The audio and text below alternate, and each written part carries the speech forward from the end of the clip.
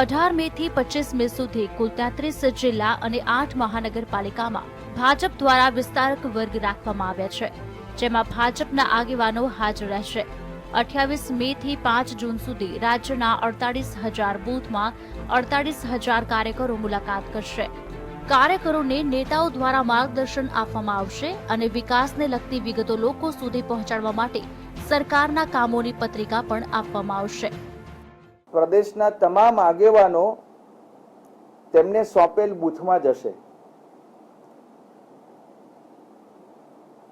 ભાજપના રાષ્ટ્રીય અધ્યક્ષ શ્રી અમિતભાઈ શાહ 31મી તારીખે આ વિસ્તારક યોજના અંતર્ગત છોટાઉદેપુર જિલ્લામાં જશે અને એ જિલ્લાના એક બૂથમાં જઈને આ વિસ્તારક યોજના કાર્યક્રમમાં ઉપસ્થિત રહેશે અને 31 મે વડોદરામાં સાંજે કેન્દ્રના ભાજપના નેતાઓ રાજ્યના અલગ અલગ જિલ્લાની મુલાકાત કરશે અને બૂથના કાર્યકરો સાથે મીટિંગ કરશે। 28મી મેના રોજ વીર સાવરકર જન્મજયંતિથી 5 જૂન આરએસએસના ગુરુજીની પુણ્યતિથિ નિમિત્તે 9 દિવસ ભાજપના તમામ નેતાઓ બૂથના કાર્યકરોને મળશે। 28મી મેએ પીએમ મોદી મનની વાત પણ કરશે।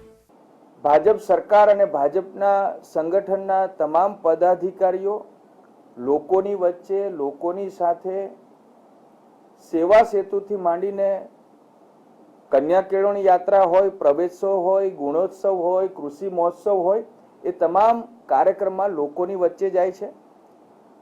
કેન્દ્ર સરકારના યશસ્વી 3 વર્ષ નરેન્દ્રભાઈ મોદીની આગેવાનીમાં જ્યારે પૂર્ણ થાય છે એ વખતે પણ 24 મે થી 24 જૂન સુધી કેન્દ્રના મંત્રીશ્રીઓ પણ ગુજરાતના પ્રવાસે આવનાર છે।